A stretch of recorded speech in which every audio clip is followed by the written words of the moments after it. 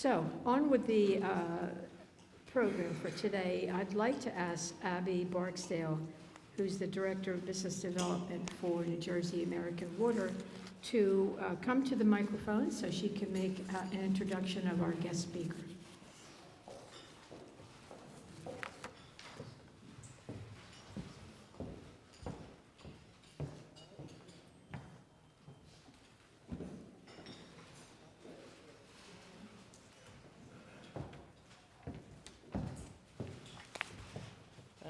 I better not fiddle with this too much, huh?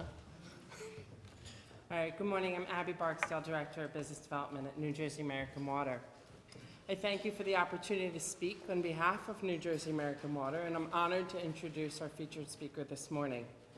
New Jersey American Water is the state's largest water and wastewater provider, employing approximately 850 employees and providing water and wastewater services to more than 2.8 million people across 190 communities and 18 counties. That's 1 in every 3 New Jerseyans.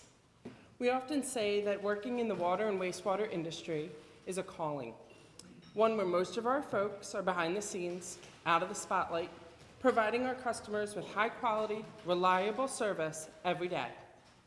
All we do is water and wastewater, which allows us to stay focused on our core mission and values, and being an industry leader on both the state and national level.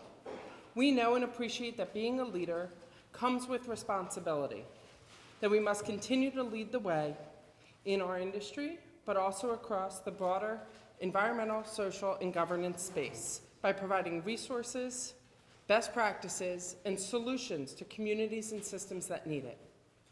New Jersey American Water, Commissioner LaTourette, and the New Jersey Department of Environmental Protection continue to be true and dedicated partners, advancing the delivery of safe, reliable, and affordable water and wastewater services across this state. There are 2 specific shared values I want to highlight today. The first being the DEP's protection of New Jersey's water by preventing pollution, cleaning up contamination, ensuring ample supply, and investing in strong infrastructure. We share this value, investing approximately $400 million, over $1 million a day, into our own infrastructure. Secondly, the DEP strengthens communities and improves the day-to-day life for us all. This is a shared mission and one that we have taken a leadership role on. Our parent company, American Water, is the leading sustainable water utility in the United States. By setting clear and aggressive environmental, social, and governance goals focused on greenhouse gas emissions reduction, resiliency, and reducing water use through efficiency. Last quarter, American Water released a new emissions reduction goal of being net zero Scope 1 and Scope 2 emissions by 2050.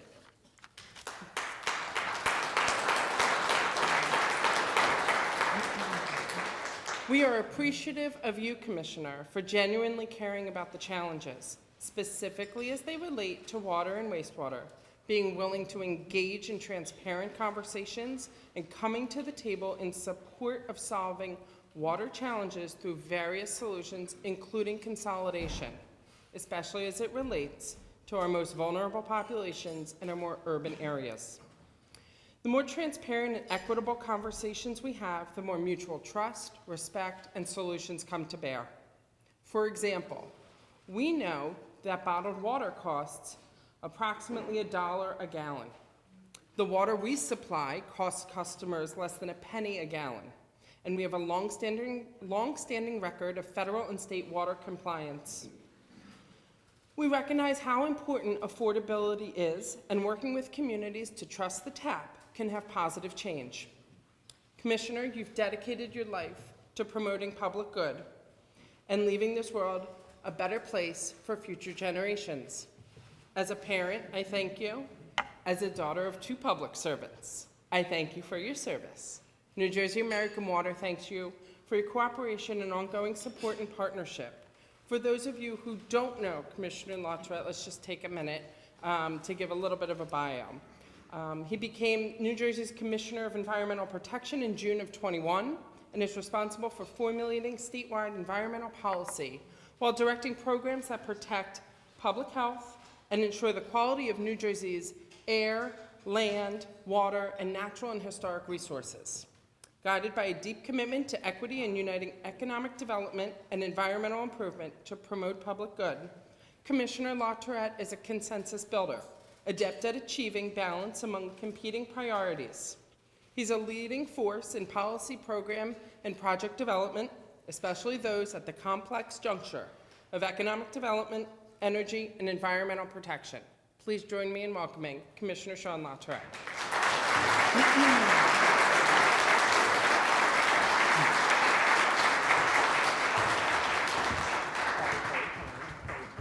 Appreciate it very much. Well, thank you for that kind introduction. It's nice to receive in rooms like this. I mean, the DEP commissioner walks into a development council meeting. I mean, they write jokes about this. But sincerely, I appreciate the invitation, the partnership, and the kind introduction. For those who I've not met before, which I think is a lot of you, I think there's a few things that you might like to know about me. I am a former development advisor and spent a good part of my career redeveloping brownfields and helping clients in particularly the ports and big civil works infrastructure space build things, right, in an environmentally responsible way, in a way that was going to lead to what I like to call bulletproof approvals. And I fully believe in our agency offering those. So when you walk through the door at DEP and you think, my God, I got to go talk to those tree huggers about some permits, and it's going to be hard. It's hard for a reason. It's hard so that we can deliver a reliable outcome that we can all be assured in, so that you are not proceeding at risk, as they say. Being a lawyer by background, avoiding unnecessary risk is sort of in my DNA. Although I'm not supposed to be a lawyer anymore, and the AG's office will tell me that all the time. So that's a little bit about me. I have a sense from that background of what organizations and organizations like this and your members are endeavoring to do, and in no way is the DEP looking to stand in your way. And I'm going to make a couple remarks about that and why I think that's the case. And of course, there's so much work to do, and sometimes approvals are hard to get. And I want to talk through some of that and hear from you all. I don't want to stand up here talking for half an hour and have 10 minutes of Q&A. I'd love to hear what's top of mind for folks in this room, because quite honestly, some of the biggest benefit to me in this role, and I'm going to apparently walk myself off the stage, sorry, is in these types of settings is to hear from folks in business and industry so that I have a better sense of what's going on and how our work is affecting your work and so on and so forth. So I very much invite that. But I wanted to open up with just sort of a view of what I think the DEP is. Because I think a lot of folks think they know the DEP. I thought I knew the DEP. I had been around it for 20 years as a lawyer on the outside, haggling and trying to get things done and trying to hold other folks accountable to get things done when it seemed like my client or whomever I was representing was not getting as fair a shake as someone else. So I thought I knew the agency, and then I get inside of it and I realize, my goodness, there is so much to this that is woefully underappreciated and completely mistaken, right? That this notion, Department of Environmental Protection, in a way I think it's the wrong name for our agency. And maybe we're the department of everything else, because if you were to look at the different components of the DEP, right? We do a lot of different things, and likened us to the federal level, perhaps. We would be like 7 different agencies all crammed into one, right? Because we are, on the one hand, the environmental quality regulator, probably the part that many of you are most familiar dealing with the permits and all, right? That's kind of like the EPA. But we're also like NOAA, right? We're your climate and environmental science agency, right? We do a lot of scientific work. We are like the proactive parts of FEMA, deploying resilience projects, ensuring every community's eligibility to participate in the National Flood Insurance Program. That's on us, right? We are also like the Department of Interior, the U.S. Fish and Wildlife Service, like the National Park Service, all crammed into one, and we're only one of 4 states that do it that way, right? This big umbrella. It gives us a lot of reach, right? DEP kind of has its hands in everything, right? Be a little scary sometimes, maybe. But that is the way our legislature set up our environmental regulatory and stewardship environment. This broad mandate that touches just about every sector of our economy and reaches every single corner of the state. We own and manage 1 million acres of land. We are the biggest landowner and land manager in the state of New Jersey. And upon that land, we do a lot of construction too. And that's why I think the moniker environmental protection kind of fails to recognize or capture rather, the full scope of the services that we provide to the public that we serve. Because our work sits squarely at this intersection, a really interesting one, of environmental, health, social, and economic development. And the truth is, and something that I like to make sure that groups like this really appreciate, is that we don't protect our environment for the environment's sake. It's actually all about economics. So bear with me for a minute, because maybe that's a weird thing for a DEP commissioner to say.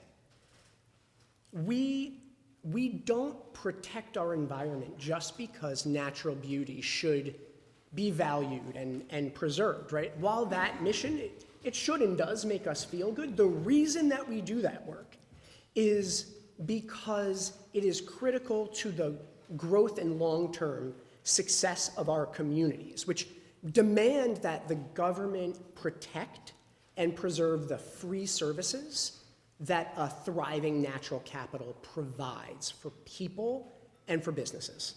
You know, from the air that fills our lungs, to the marshes that filter our water, to the trees whose roots literally hold together the riverbanks to prevent flooding.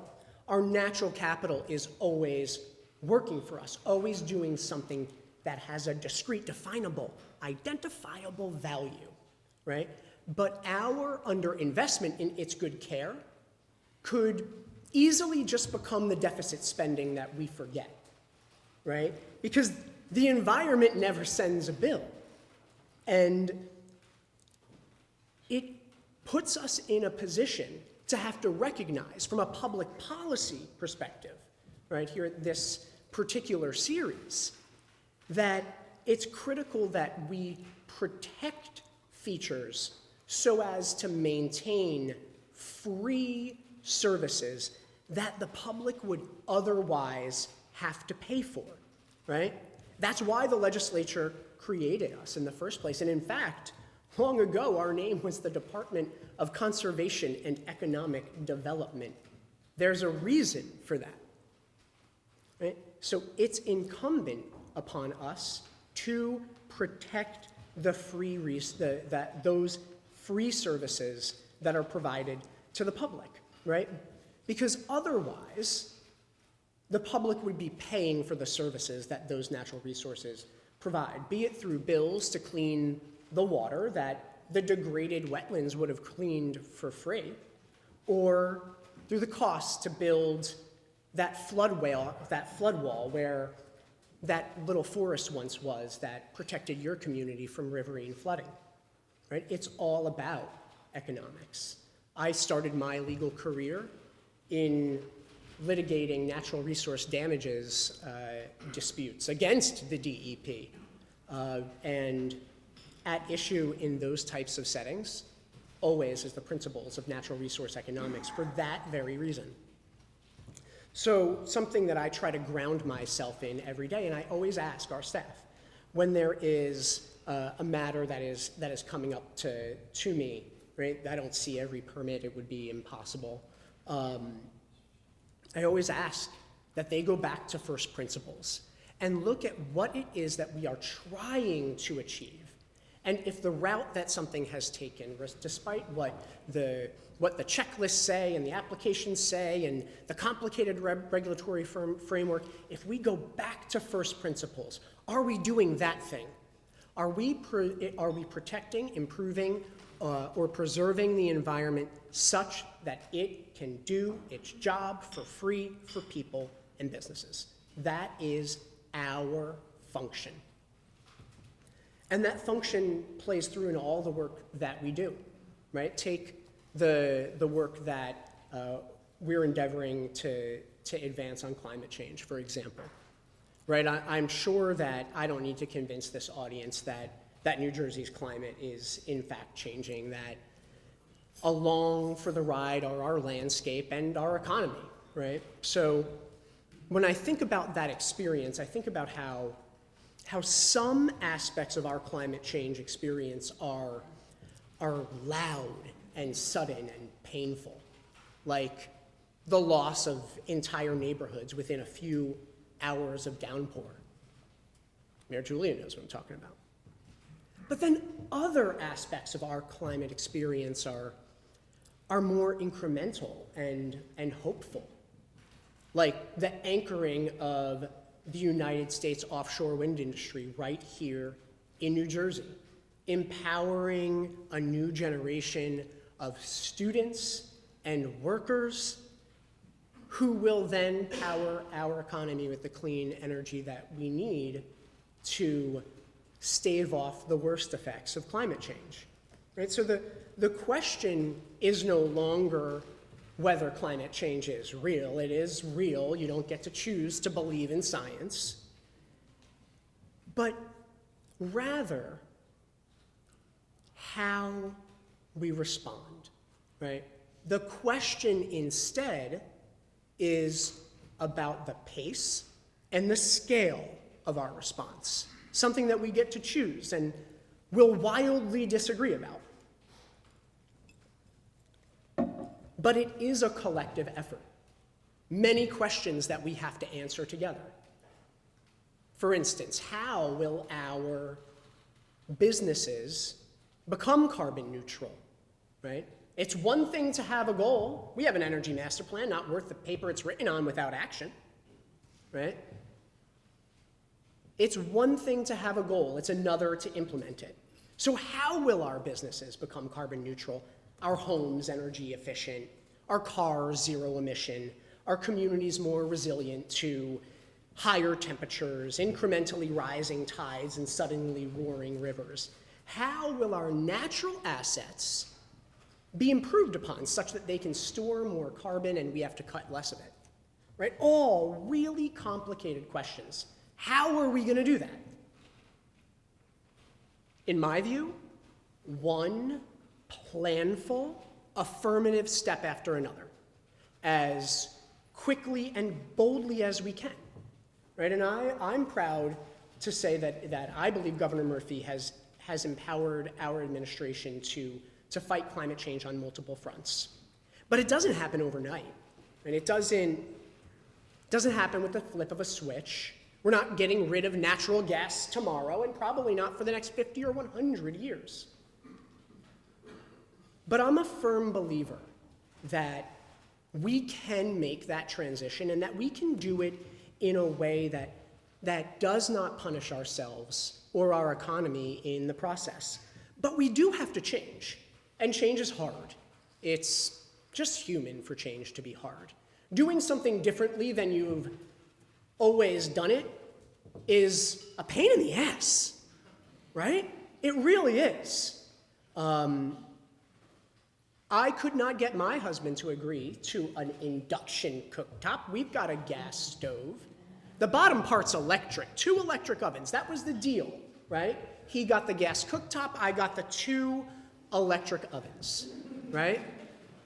And I think about that every day. I think about that among the insanity of the positional and partisan presentation of these issues, right? As though someone's gonna come in and take away our stoves or take away our cars or mandate everything. That is not a thing, right? It's not a thing. But we all do have to take that one planful affirmative step after another, right? We're past the point of goal setting and we're toward points of action, and it's gonna take time, right? The one thing that I implore folks to think about in how we scale and how we time our actions to meet these ambitions, and great ones from New Jersey American Water, thank you. To think about the scale and the timing of that vis-a-vis the real, actual, on-the-ground experience of our people, communities, and businesses, right? New Jersey is, in fact, ground zero for some of the worst impacts of climate change. It's a fact. And you needn't look much further than the scientific report on climate change that we put out in 2020 and updated last year to see what the outcomes are. And we do that point of work as your science agency to help to inform and to educate and to empower folks to make good choices, right? We're not in the business of saying all the things you shouldn't do, right? That's not what we're meant to do. The DEP wasn't created to say no. It was created to help find the best yes in a really complicated world. And the same is true of positioning us to respond meaningfully to climate change. Because the truth is, we could turn off every natural gas-fired power plant, and we won't. We will need more. We could not have another gas or oil connection to a new home. That's impracticable too. We could have wind farms twisting in the ocean right now. They're still years away. We could take every gas-powered car off the road and replace with an EV, and we should over time. But we could do all of that tomorrow, and it still won't change the fact that for the next 30 to 50 years, it only gets worse from here. It only gets worse as a function of the emissions that we've already pumped into the atmosphere. Because the 1980s were the lost decade to get climate change really under control. So every day with our actions, we're deciding how much worse, right? How much more coastal erosion? How much of the Delaware Bayshore that we allow to fall into the bay? How many riverine communities will be struck by that repeated inland flooding? We're deciding that every single day. And I implore us all to think about it and to balance those two things, right? Building your resilience as business owners, as developers, as leaders in government, building resilience for your assets is itself an incredibly important economic imperative. The treasurer and I, last September during Climate Week, put together a panel of leading experts in business and in finance, folks from the municipal bond market, folks from the insurance industries, and we put on this event called the State of Resilience. It's on YouTube, and and I would implore everyone to check it out, because what the signal that the financial industry is sending to business about how they will be looking at the securitization of assets is so incredibly important. And it very much dovetails with the approach that I articulated at the top here about the value of natural capital, right? The rating agencies and large institutional investors are looking at a state's resilience, at nations' resilience building capacities and endeavors when they consider the issuance of sovereign debt, right? And that notion is trickling all the way through the system, right? So to begin thinking about it, thinking about your assets, how you protect them, is really, really, really important. And if I were still in my lawyer advising capacity, I'd be telling every single client they've got to be looking at it hard. The last point that I wanted to hit upon and I wanted to hear from folks and just have a conversation is an important role of the DEP that folks may not always be attentive to. Is that we are one of the biggest infrastructure investors in the state and the region, right? We create thousands of jobs every single year through the investments that we make in water infrastructure, in flood resistance, and shore protection infrastructure. We deploy a lot of projects, and we have a lot of money to share. And one of my most pressing priorities this year is to make sure that the tap is open on every stream of funding that we have and flowing as fiercely as it possibly can. I have the pleasure of serving as the national chair for infrastructure among all of the state environment secretaries. And we're working on deploying all different forms of technical assistance to help folks in water. Our municipalities that are strapped for cash and capacity to get the job done, that need the help of professionals, many of you all in this room. We're trying to keep those projects moving at the same time that we're trying to spur a renaissance in our investment in public parks infrastructure, right? Last year we acquired a 9-mile segment of a railway that traverses 8 towns in northern New Jersey in order to design and develop that into a piece of infrastructure and point of civic pride that will dwarf New York City's High Line by a lot. I have designs on a state park and linear waterfront in Camden, right? And we're working to make that happen. Just at the end of last year, took a donation of property from Weeks Marine in order to help propel that vision.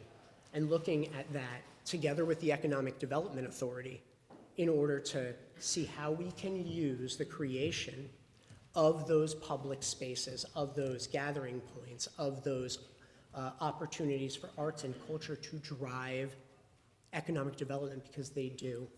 It to have assets like these that are well maintained, well cared for, invested in, updated, drives the increase in property values throughout not just that municipality and its immediate area, but more broadly. Doing the same thing up at Liberty State Park in Jersey City, right? Huge amounts of investment, pursuing legislation with Assemblyman Spearman to establish a state parks foundation that will bring the state and the private sector together like the federal government does, so that we can leverage that opportunity together. So those are things that are near and dear to my heart, as well as I'm sure it would go without saying, advancing environmental justice and equity in everything that we do, because we should, and because quite honestly, folks in private industry already do, right? It's just being a good neighbor. And I see overwhelming support from the business community in just that. So I am hard pressed to believe that any new regulatory endeavor on environmental justice will be a threat to anyone. There will be an opportunity to sing the praises of the good work and make sure the communities in which you operate fully understand and appreciate that work. So I thank you for having me, for your attention. I would love a hard question or 10. Thanks.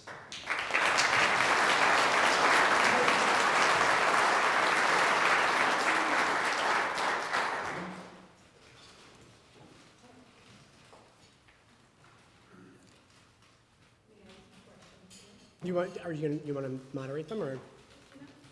All right, I saw two hands. Just stand up and talk. Is there a microphone, or? Thank you, Commissioner. My name is Bill Harris. I'm Director of Housing and Community Development for the City of Burlington.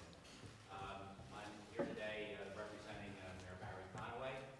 And one of the reasons why we came is because a developer who we've been working to try and find a developer for a senior housing site that's been dormant for about 18 years is contemplating pulling out of the project because of perhaps fear or lack of understanding of the proposed regulations. Ooh, that's a bad idea. That is a bad idea. But Yeah, bad idea. Hear me out a second. Yeah, sure. Hear me out a second. We participate in FEMA's Community Rating System program. Yeah. In part to help our residents. There's about 665 homes. Yeah. They're in the NFIP program, and they get a 15% discount. That's Because good. of all the work that we do. Yeah, that's great. And it's involved, and it's tedious, and there's a lot of accountability. We also have adopted the storm damage prevention ordinance back in 2017. That's great. It requires a 1.3 board. Problem is, Burlington is only about 3 square miles, not counting the island. It's not developable. Yeah, yeah. According to the FEMA map, 80% or about 2.6 square miles of the city are within the 100-year flood hazard area. Most of those homes, and I'm taking these numbers from the FEMA document. Yeah. Most of those homes are older homes built prior to 1960.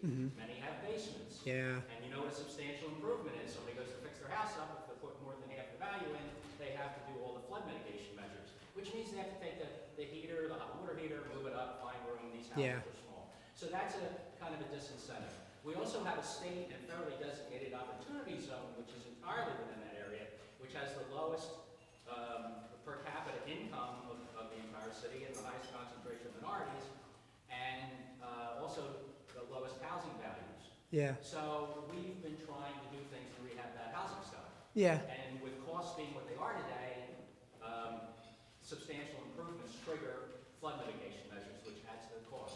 We've also anecdotally experienced... Trigger flood mitigation measures from FEMA or from DEP? Well, the storm damage prevention ordinance was mandated that we adopt by DEP, as I recall, in 2017, which we did. And the model ordinance, in fact, came from the DEP. Right, but the substantial damage notion, right? That's a FEMA notion. We just administer it because we're the state floodplain administrator. Yeah. My point is, and I'll get off my soapbox in a minute. No, I like your But soapbox. I just skimmed through the regulations. Yeah. And we have a certified floodplain manager doing an analysis of it. But in skimming through the regulations, I see reference where there's projected increases in rainfall. Yes. I don't have a crystal ball. I'm not a scientist. I don't know how they came about with that projection. I do. I'm old enough Yeah. to remember being in school. Some of the people in the room here may not be aware of this. In Time magazine, in the April 70 issue, I remember this, I think it was the first Earth Day, they had a picture of the globe and it was frozen because they said there was going to be, the Earth was going to freeze based on scientific studies at the time. Now, I don't know who funded these studies that are referenced in those reports. I did. Okay. Well, I think you may or may not agree. There's a counterpoint of doing that. The other thing that I found bizarre, and maybe you can explain this, in the conclusion on the economic impact of these regulations, I don't have the exact verbiage, but it says the anticipated negative impact or cost on the effect of these regulations, increasing the freeboard, will be offset by projected decreases in flood insurance. Yeah. Please tell me. Yeah, sure. I'll tell. Yeah, I'm happy to. So what I think you're referring to, first of all, just as a point of assistance, because that's our job. I am confident that whatever developer is telling you can't do your project is probably just not really steeped in the effect of the regulatory change. So I'll give you I'll come chat. I'll give you somebody to reach out to. Come in for a meeting so that we can go through, because we've heard this a couple times where, oh my goodness, we're not gonna be able to do that project because now the flood line is a block further and it stops us, but it doesn't. And so I want to make sure that your folks really understand that, so that a project doesn't get abandoned because it's the sort of the predicate of the information is wrong.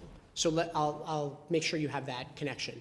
But the studies that you're referring to were done by the Northeast Regional Climate Center, which is a partner of the National Oceanic and Atmospheric Administration and Cornell University.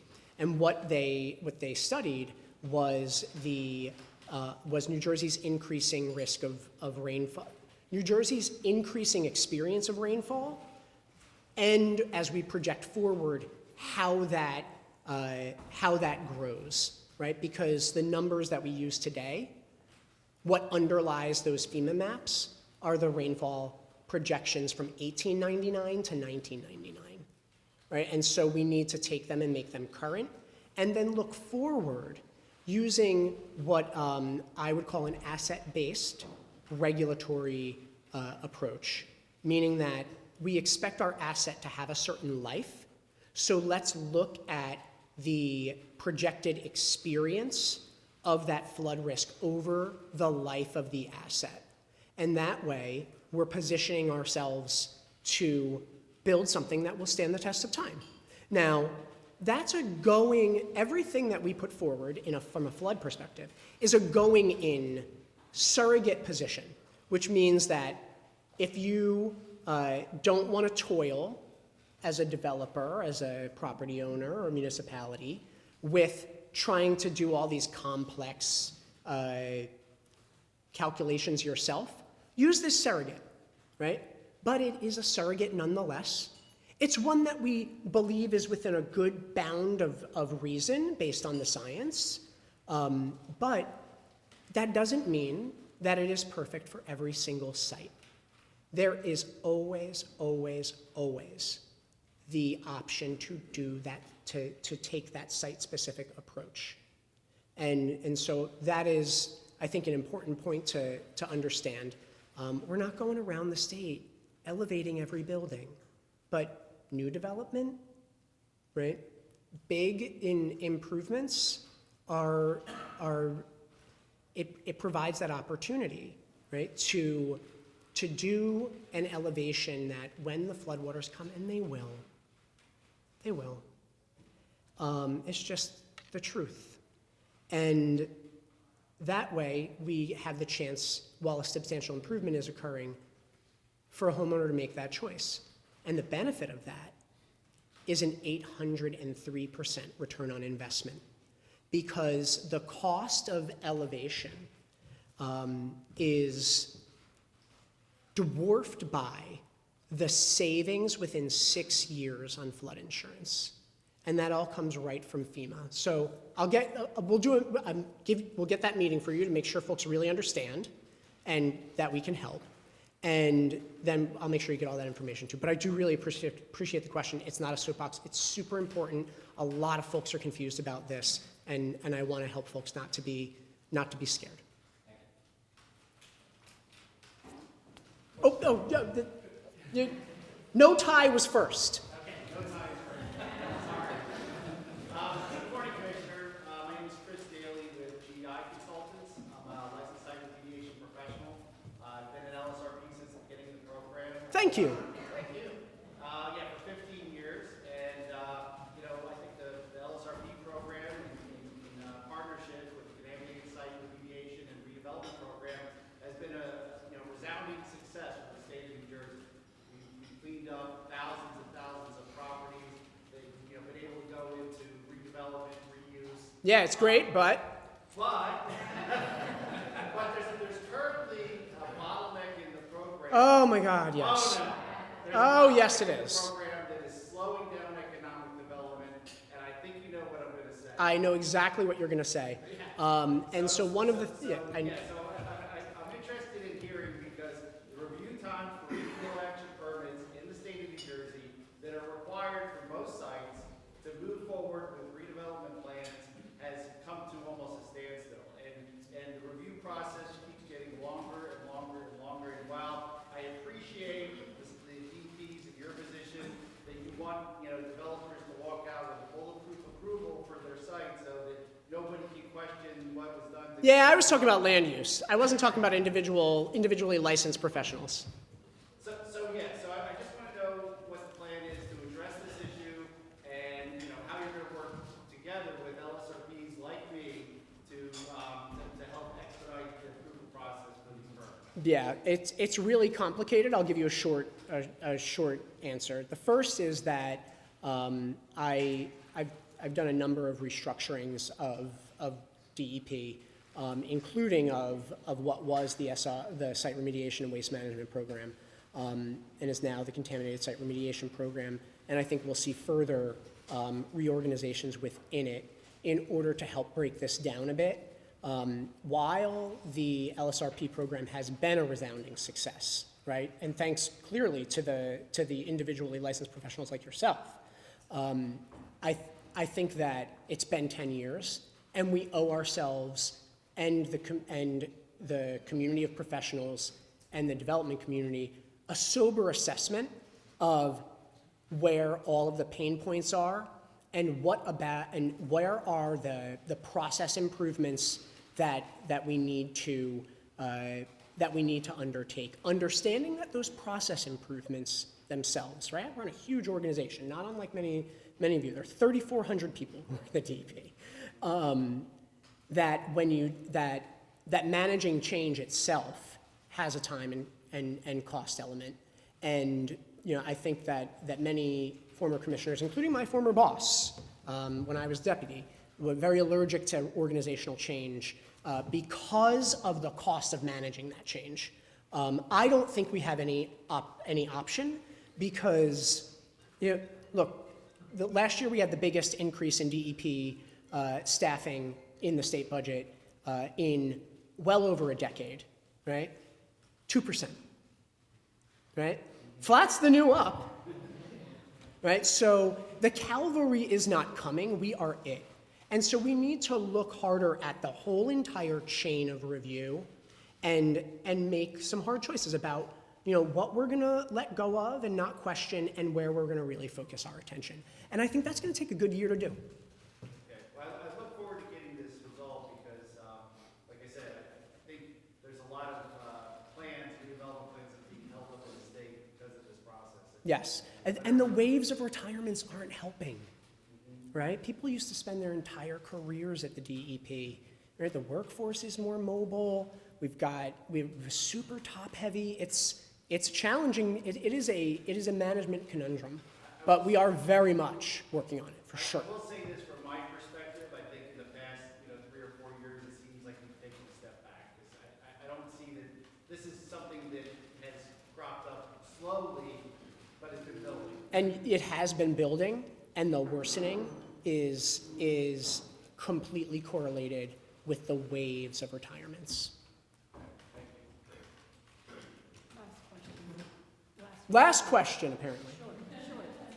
Short. Is New Jersey DEP going to participate in disposing of 200 recycling, 200 million cubic yards over the next 10 years from the Commodore Barry Bridge to the Trent Shoals of dredge material? Benign is about 95%. Are we going to? Plan for the state of New Jersey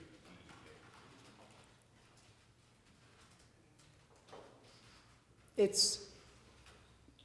I'm not stumped by the question, but it sounds like it's actually multiple questions, right? Because what we're talking about are multiple dredging operations to support different ends. It's not just any one dredging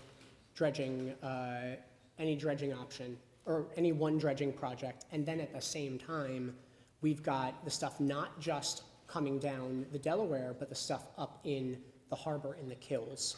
Right, our dredging and disposal, our dredging management and oversight and disposal or placement issues are really, really complex. There's few places remaining, as I'm sure you well know, for disposal. We can't go about it in a way that everything is a hazardous substance that's going to cost an arm and a leg and more. And one of the things that we really have to focus on are opportunities for beneficial reuse within the marine community from which the dredging material is derived. such that we could be helping to shore up communities along the Delaware Bay Shore, like Bival and Matt's Landing, right, who really need extra support but don't see the kind of investment from the federal government because of their BCR, their benefit cost ratios, to do big projects like the Atlantic Coast gets. So I think there's opportunity there. I think we see, but I think we have to start with a couple of projects and look at how we do that within the marine community maintenance. We're revising our regulations to help enable it. Here's a 57-page thought-out solution by myself, who owns a nationally recognized, i.e. by full act of Congress, dredge, deposit, and recycling center.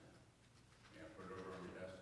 I would be happy to take it from you when I step down from here and hear more. Recycle all. Thank you.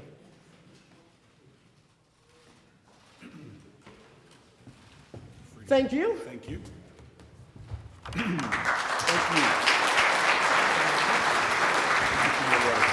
Thank you, Commissioner.